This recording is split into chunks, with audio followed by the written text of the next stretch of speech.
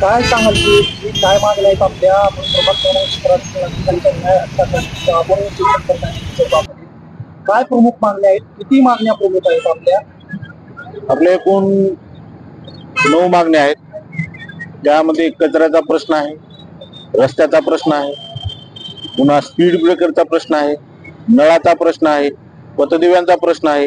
ह्या अशा विविध माझ्या 9 मागण्यासाठी मी आज इथं उपोषण करत आहे. प्रशासनाला अनेक वेळा मी स्वतः प्रभागातील इतर नागरिक विविध त्यांना निवेदन दिले, पण प्रशासन काही काम करायला तयार नाही. काल परवा इथे एक ऍक्सिडेंट झाला छत्रपती चौकामध्ये.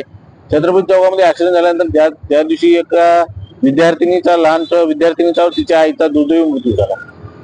ते मृत्यू झाल्यानंतर प्रशासन जागे झाला आणि त्यानं तिथं स्पीड ब्रेकर बसवलं.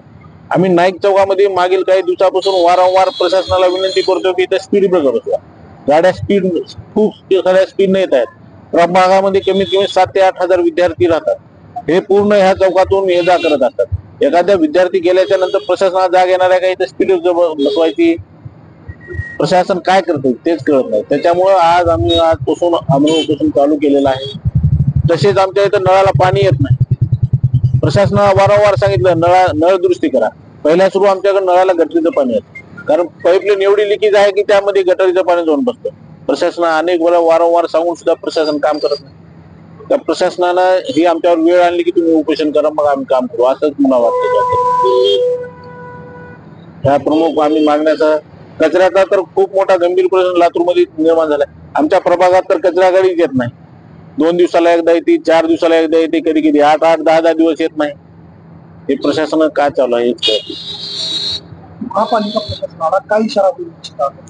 महानगरपालिका प्रशासन ह्या माझ्या अत्यंत सोप्या माझ्या मागण्या आहेत, त्या त्यांनी तात्काळ पूर्ण करावा, एवढंच माझी त्यांना विनंती आहे. जर ह्या मागण्या त्यांनी माझ्या पूर्ण नाही केल्या तर मी इथून उठणार नाही.